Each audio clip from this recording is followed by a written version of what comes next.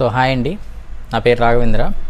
So ఈ video అనేది నేను ఓన్లీ నాన్ మ్యాథ్స్ స్టూడెంట్స్ కోసం మాత్రమే చేస్తున్నాను. సో నాన్ మ్యాథ్స్ స్టూడెంట్స్ కూడా ఎట్లాంటి వాళ్ళ కోసం అంటే ఈ ప్లస్, మైనస్, ఇంటూ, డివైడ్స్ వీటిని మనం ప్రతి ప్రాబ్లంలో యూజ్ చేస్తాం. ప్రతి ప్రాబ్లంలో ఇవి లేకుండా ప్రాబ్లం అనేదే ఉండదు. ప్రతి ప్రాబ్లం దాన్ని సొల్యూషన్ చేయాలంటే వీటిని మనం యూజ్ చేస్తాం. కానీ ఆ ప్రాబ్లం రాసుకునేటప్పుడు వీటిని ఏ విధంగా రాయాలనేది చాలామందికి తెలియదు.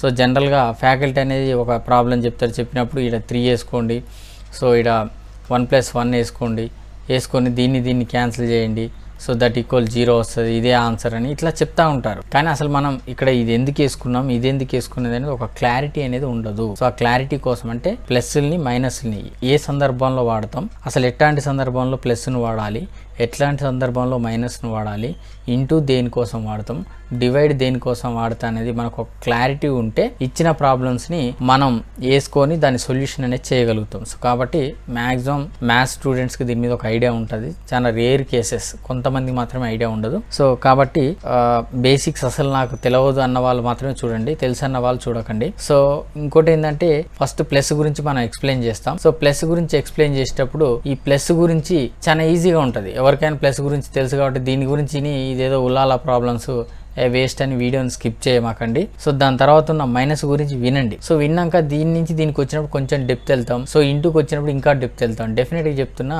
ఈ 4 గురించి ఈ వీడియోలో గనక మీరు తెలుసుకుంటే మీరు మ్యాథమెటిక్స్ స్టూడెంట్స్ చేసేటటువంటి ప్రాబ్లమ్స్ అంటే వాళ్ళు అర్థం చేసుకునే విధంగా మీరు కూడా ప్రాబ్లమ్స్ని అర్థం చేసుకునే కెపాసిటీ మీకు వస్తుంది. సో ముందుగా మనం ప్లస్ గురించి నేర్చుకుందాం. సో అసలు ముందు ప్లస్ను మనం ఏ సందర్భంలో వాడతాం, ఎట్లా వాడతాం అంటే అందరికీ తెలిసిన విషయం అది. సో ఏ సందర్భంలో వాడతాం అంటే ఇద్దరు వ్యక్తులు ఉన్నారు. సపోజ్ ఏ అంటే ఆనంద్ అనుకోండి. సో ఆనంద్ అనే వ్యక్తి మనం ఏమంటే సింపుల్గా ఏ అని పిలుస్తాం. ఇంకొకడు భాస్కర్ అనే వ్యక్తి ఉన్నాడు. ఈ భాస్కర్ని పేరంతా పిలవడం టైం వేస్ట్ కాబట్టి బి అనే వ్యక్తి పిలుస్తాం. సో ఏ అనే వ్యక్తి దగ్గర 2 రూపీస్ ఉన్నవి, బి అనే వ్యక్తి దగ్గర 3 రూపీస్ ఉన్నాయి. సో మొత్తం ఎంత అయితే 5 రూపీస్ అయితే, అంటే ఇద్దరి దగ్గర ఉన్నటువంటి వాల్యూస్ని యాడ్ చేయడం కోసం మనం ప్లస్ను వాడతాం. ఓకేనా, ఇద్దరి దగ్గర ఉన్న వాల్యూస్ని యాడ్ చేయడం కోసం మనం ప్లస్ అనేది వాడతాం. అదేవిధంగా సపోజ్ ముగ్గురు దగ్గర ఉన్న వాటిని యాడ్ చేయాలి మనం. సో ఏ అనే వాని దగ్గర ఒక 3 రూపీస్ ఉన్నాయి, సో బి అనే వాని దగ్గర ఒక 2 రూపీస్ ఉన్నాయి, సి అనే వాని దగ్గర ఒక 5 రూపీస్ ఉన్నాయి. సో వీళ్ళందరి ఒక దగ్గర వేస్తే ఎంతైతే 10 రూపీస్ అయితే, అంటే అన్నీ సమ్ చేయడం కోసం మనం ప్లస్ను వాడతాం. సో ఇది అందరికీ తెలిసిన విషయమే. అయితే అందరిది సమ్ చేసేటప్పుడు ఈ సి అనే వాని దగ్గర ఎంత ఉన్నాయి, +5 రూపీస్ ఉన్నాయి. సో అంటే దీని యొక్క విలువని ఇక్కడ ఉన్న సైన్ చూపిస్తుంది, అంటే దీని యొక్క పొజిషన్. సో ఈ 5 అనేది ఏ పొజిషన్లో ఉందంటే ప్లస్ పొజిషన్లో ఉంది. ఇక్కడ బి అనే వాని దగ్గర ఎంత ఉన్నాయి, 2 రూపీస్ ఉన్నాయి. అంటే ఇక్కడ ఈ బి ఈ 2 యొక్క పొజిషన్ ఏంది, ప్లస్ స్టేజ్లో ఉంది. మరి ఈ 3 ముందు ఏమీ లేదంటే ఇప్పుడు ఇది ఏ స్టేజ్లో ఉన్నట్టంటే ఏదైనా ఒక డిజిట్ ముందు ఏమీ లేకపోతే ప్లస్ అనే సింబల్ ఉన్నట్టే దాని మీనింగ్. సో ఇది ఒకటి మీరు గుర్తుపెట్టుకోండి. జనరల్గా ఇక్కడ నేను చెప్పదలుచుకుంది ఇది మాత్రమే. సో ఏదైనా ఒక డిజిట్ ముందు ఏమీ లేదు అంటే ప్లస్ ఉన్నట్టు దాని మీనింగ్. సో ఇక్కడ 10 అని మనం అన్నాం అంటే ఈ 3 ముందు ఏం లేకపోతే ఏమున్నట్టు, ప్లస్ ఉన్నట్టు. ఈ 10 ముందు ఏం లేకపోతే ఏమున్నట్టు, ప్లస్ ఉన్నట్టు. సో ఇచ్చినటువంటి అన్ని సమ్ చేయడానికి, అందరినీ కలపడం కోసం మనం ప్లస్ అనేది వాడతాం. సో అప్పుడు ఎవరి దగ్గర ఒక దగ్గర 10 చాక్లెట్లు, ఇంకొక దగ్గర 20 చాక్లెట్లు, ఇంకొక దగ్గర 30 చాక్లెట్లు ఉన్నాయి. సో అప్పుడు ఏమైంది, టోటల్గా 60 చాక్లెట్స్ అవుతాయి. ఓకేనా. సో ఇట్లా మనం టోటల్ చేయడం కోసం దీన్ని వాడతాం. సో దీన్ని చూసి మీరు వీడియో స్కిప్ చేయమాకండి, ఇంకా కొంచెం ముందుకు వెళ్ళాక డెప్త్ వెళ్దాం, కంపారిజన్లో కూడా ఉంటుంది. సో డెఫినెట్గా వీడియో మాత్రం ఎండ్ దాకా చూడండి. సేమ్ మైనస్ గురించి తెలుసుకుందాం. మైనస్ దగ్గర ఏం చేస్తామంటే సేమ్ మళ్ళీ మనం ఈ ఆనందనే తీసుకుందాం. ఏ అనే వాని దగ్గర, బి అనే వాని దగ్గర, సి అనే వాని దగ్గర. సో ఏ అనేవాడు ఒక 5 రూపాయలు అప్పు ఉన్నాడు. సో మైనస్ని మనం ఏం చేస్తామంటే వాడికి వచ్చేది కాదు, వానికంచి పోయేది అనమాట. మైనస్ అంటే వానికి వచ్చేది కాదు, వానికంచి పోయేది. అంటే 5 రూపాయలు వీడు అప్పు ఉన్నాడు. ఎవడు, ఏ అనేవాడు 5 రూపాయలు అప్పు ఉన్నాడు. సో బి అనేవాడు ఎంత ఉన్నాడు, 3 రూపీస్ అప్పు ఉన్నాడు. సో ఇది ఎంత, 3 రూపీస్ అప్పు మైనస్. ఈ 3 అనేది ఏ పొజిషన్లో ఉంది, మైనస్ పొజిషన్లో ఉంది. సి అనేవాడు ఒక 2 రూపాయలు అప్పు ఉన్నాడు అనుకోండి. సి అనేవాడు ఒక 2 రూపాయలు అప్పు ఉన్నాడు. సో ఓవరాల్గా ఈ ముగ్గురు కలిసి ఒక దగ్గరికి వస్తే ఏమైంది, వీడ 5 రూపీస్ అప్పు, వీడ ఒక 3 రూపీస్ అప్పు, 8 రూపీస్. సో వీందొక 2 రూపీస్, మొత్తం ఎంత, 10 రూపీస్. 10 రూపీస్ అనేది ఏంది, అప్పు. ఎందుకు, అందరు అప్పే ఉన్నారు కాబట్టి 10 రూపీస్ అనేది అప్పు. సో ఇది మైనస్. ఇక్కడ అన్ని మైనస్లే ఉన్నాయి. ఒకసారి మీరు అబ్జర్వ్ చేస్తే ఇది మైనస్ స్టేజ్లోనే ఉంది, ఇది మైనస్ స్టేజ్లోనే ఉంది, ఇది మైనస్ స్టేజ్లో ఉంది. కానీ ఇక్కడ ఏమైంది 10 అనేది వచ్చింది. సో 10 మనం యాడ్ చేస్తున్నాం. ఎందుకు యాడ్ చేస్తున్నాం? అన్ని మైనస్లే కాబట్టి యాడ్ చేస్తున్నాం. క్లియరా? సో వీళ్ళందరూ ఇప్పుడు దీన్ని ప్లస్కి మైనస్కి కాంబినేషన్లో చేద్దాం. ఒకసారి ఇదే ప్రాబ్లం ప్లస్ మైనస్ కాంబినేషన్లో చేద్దాం. సపోజ్ ఈ ఏ అనే వ్యక్తి దగ్గర 5 చాక్లెట్స్ ఉన్నాయి. ఏ అనే వ్యక్తి దగ్గర 5 చాక్లెట్స్ ఉన్నాయి. బి అనే వ్యక్తి దగ్గర 2 చాక్లెట్స్ అప్పు ఉన్నాడు. అంటే కిరాణా కొట్టు కాడ తెచ్చుకున్నాడు. నేను తర్వాత ఇస్తారా బాబా అని ఒక 3 రూపాయలు వాని దగ్గర ఉద్దరి తెచ్చుకున్నాడు. 3 చాక్లెట్లు ఉద్దరి తెచ్చుకున్నాడు. ఇప్పుడు సి అనేవాడు ఒక 2 చాక్లెట్లు ఉద్దరి తెచ్చుకున్నాడు. ఓకేనా? 2 చాక్లెట్లు ఉద్దరి తెచ్చుకున్నాడు. ఇప్పుడు ఏమైంది? ఏ దగ్గర ఎంత ఉన్నాయి? 5 చాక్లెట్స్ ఉన్నాయి. 5 చాక్లెట్స్ అంటే ఏం లేకపోతే ఏమన్నట్టు ప్లస్ ఉన్నట్టు.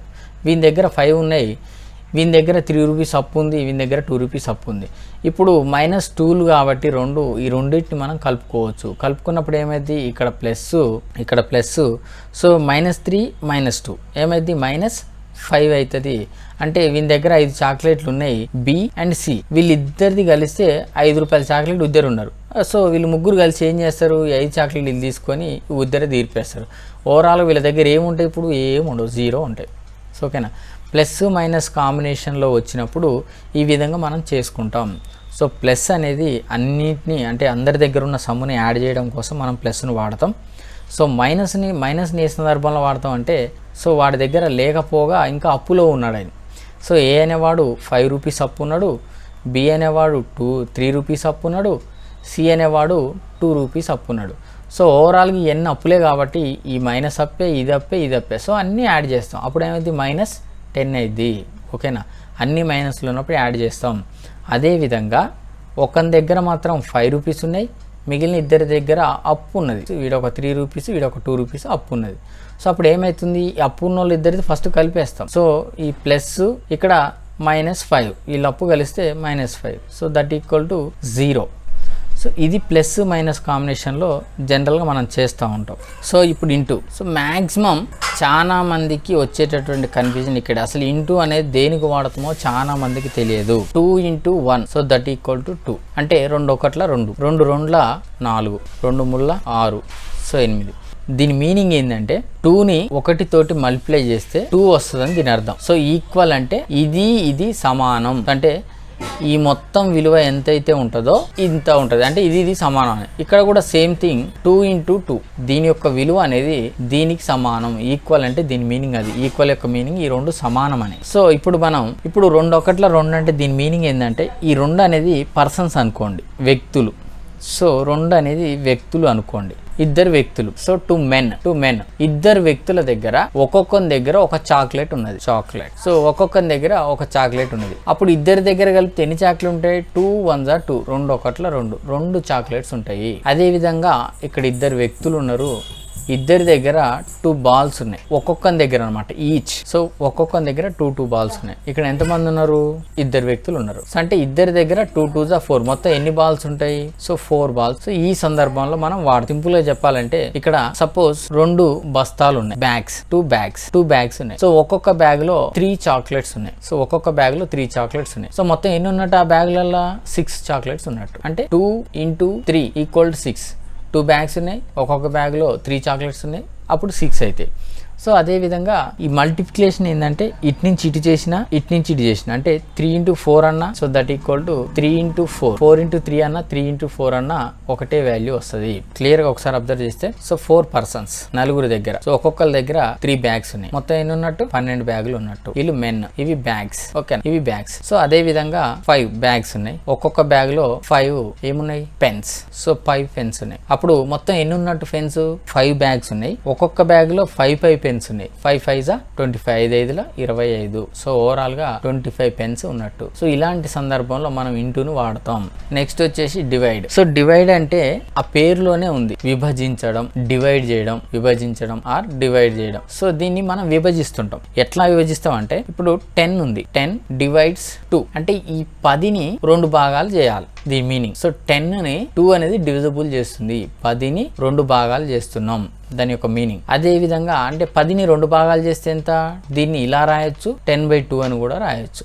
సో 10 divides 2 అన్నా 10/2 అన్నా ఒకటే. ఇప్పుడు 2 1s 2 5s ఓకేనా. So 2 1 2 5 equal to 5. అయితే 10ని 2 భాగాలు చేస్తే ఒక భాగం ఎంత అయింది 5 అవుతుంది. మరి ఇంకో భాగం అది కూడా 5 అయింది.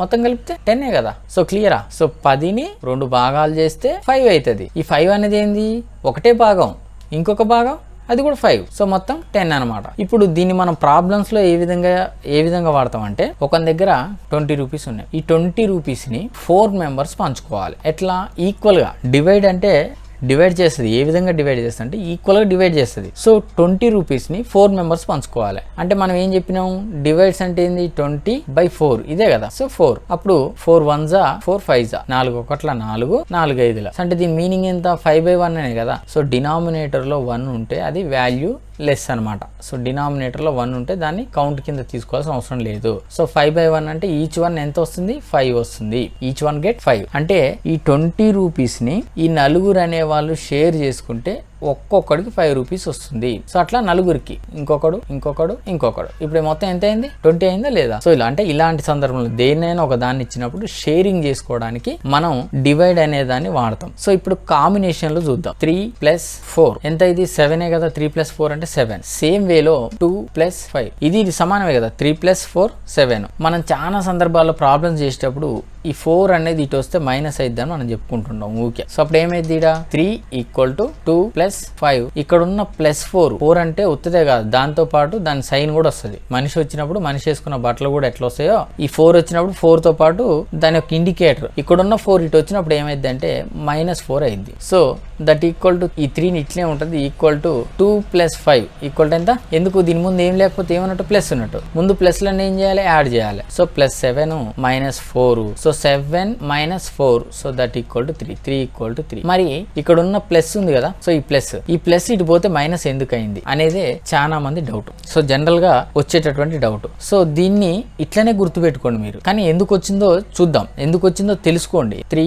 + 4 = 2 + 5. సో ఆల్రెడీ మనం చెప్పుకున్నాం. ఇప్పుడు ఇక్కడ ఏమైతుందంటే ఈ 4 అనేది ఇటు వస్తే మైనస్ అయిద్ది అన్నాం. ఎందుకు మైనస్ అవుతుందంటే ఇది ఏ దగ్గర ఉన్నటువంటి అమౌంట్ 3 + 4 అంటే పై పాకెట్ లో 3 రూపాయలు ఉంది, కింది పాకెట్ లో 4 రూపాయలు ఉంది, మొత్తం 7 రూపీస్ ఈయన దగ్గర ఉన్నాయి. సో ఇక్కడ బి దగ్గర ఉన్న అమౌంట్ ఎంత, వీని దగ్గర పై పాకెట్ లో 2 రూపీస్ ఉన్నాయి, కింది పాకెట్ లో 5 రూపీస్ ఉన్నాయి, వీని దగ్గర కూడా ఓవరాల్ గా 7 రూపీస్ ఉన్నాయి. అంటే ఇద్దరు సమానంగా ఉన్నట్టే. ఇప్పుడు ఆల్వేస్ వీళ్ళిద్దరు ఎప్పుడు సమానంగానే ఉండాలి. అప్పుడు ఏమైతుందంటే సమానమే కదా. మనం ఏం చేస్తున్నాం 3ని ఇట్నే ఉంచేసి ఈ 4 ఉంది కదా 4ని మనం ఇక్కడ ఏం చేస్తున్నాం తీసేస్తున్నాం. 4 ఏమైంది మాయమైపోతుంది. కానీ A = B ఉండాలి కదా. A = B అనేది ఉండాలి కదా. అంటే ఇక్కడ 4ను తీసేసినప్పుడు మరి ఇక్కడ కూడా 4ను తీసేయాలి కదా. ఇక్కడ 4ని నువ్వు మాయం చేసినప్పుడు ఇక్కడ కూడా 4ని నువ్వు తీసేయాలి అంటే -4. సో అందుకని ఇక్కడ ఉన్న +4 ఇటు వస్తే -4 అవుతుంది.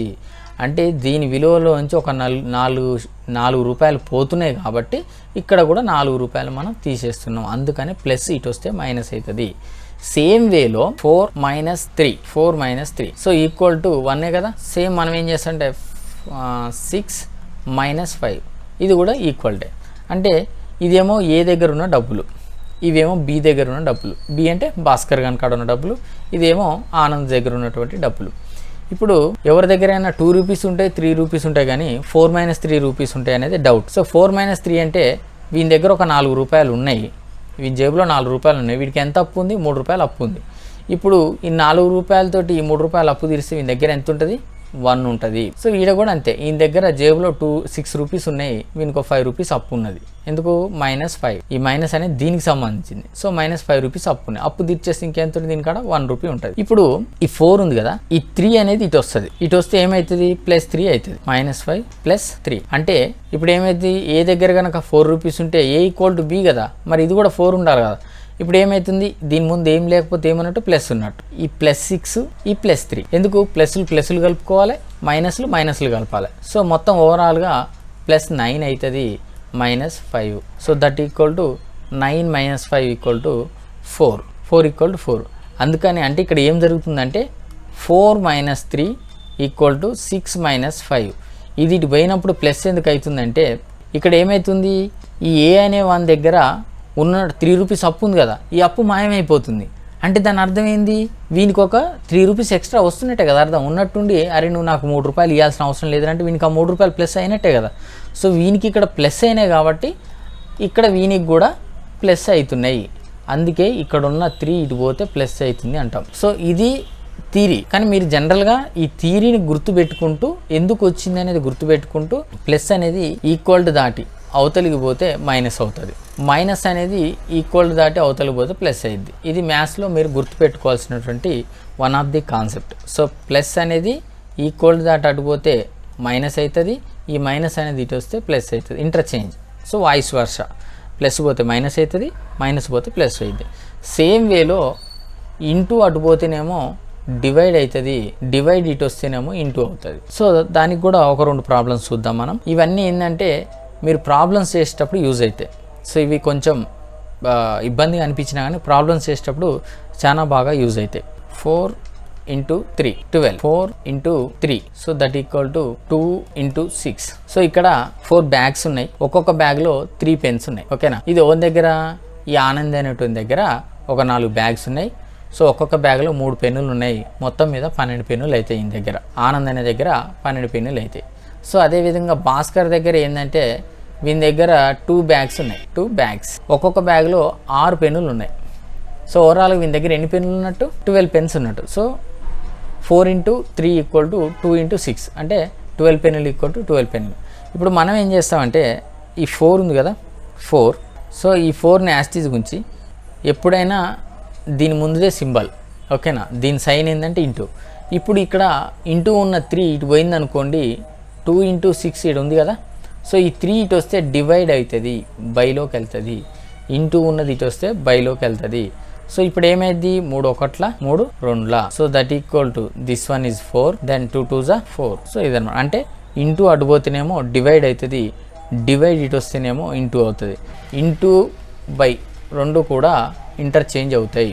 సో ఇంటూ ఈక్వల్ దాటితే బై అవుతుంది, బై ఈక్వల్ దాటితే ఇంటూ అవుతుంది. ఇవి అనేది వెరీ వెరీ బేసిక్ కాన్సెప్ట్స్ మ్యాథ్స్లో, very very basic concepts. So మనం ఆల్రెడీ ఇంతకుముందు చెప్పుకున్నాం, ఆల్ఫాబెట్స్ ఇచ్చినప్పుడు ఎక్స్ ఇంటూ వై అని రాస్తాం. జనరల్ ప్రాబ్లమ్స్లో ఎక్స్ ఇంటూ వై అని రాస్తాం. అయితే ఈ ఎక్స్ ఇంటూ వైని మనం మ్యాథమెటికల్ టర్మ్లో చెప్పేటప్పుడు XY అంటాం. అంటే XY అంటే ఈ రెండింటి మధ్యన ఏం లేకపోతే ఇక్కడ ఇంటూ ఉన్నట్టే అర్థం. ఓన్లీ ఆల్ఫాబెట్స్ ఇచ్చినప్పుడు మాత్రమే. సపోజ్ AB అన్నాడు అనుకోండి, A ఇంటూ B అని దీని మీనింగ్. ఓకేనా. కానీ నెంబర్స్లో 12 అన్నప్పుడు 1 into 2 కాదు. సో 1 into 2 అనేది కాదు, గుర్తుపెట్టుకోండి. ఆల్ఫాబెట్స్లో ఇచ్చినప్పుడు ప్రతిసారి మనం A into B లేకపోతే X into Y అని రాయాల్సిన అవసరం లేదు. XY అని రాస్తే X into Y అన్నట్టే, AB అని రాస్తే A into B అన్నట్టే. సో ఇవి మీరు గుర్తుపెట్టుకోండి. ఐ హోప్ మీకు అర్థమైందని అనుకుంటున్నాను. సో దీన్ని బేస్ చేసుకొని బోర్డ్ మాస్ ప్రాబ్లమ్స్ కనుక చేస్తే, సో బోర్డ్ మాస్ ఓకేనా. సో బోర్డ్ మాస్ ప్రాబ్లమ్స్ కనుక మీరు చేస్తే మీకు క్యాలిక్యులేషన్స్ మీద మంచి ఐడియా వస్తుంది. సో కాబట్టి ఫస్ట్ మీరు ఏం చేయండి అంటే బోర్డ్ మాస్ ప్రాబ్లమ్స్ చేయండి. బోర్డ్ మాస్ ప్రాబ్లమ్స్ చేస్తేనే మీకు క్యాలిక్యులేషన్ అనేది మీకు అర్థమవుతుంది, లేకపోతే అర్థం అవ్వదు.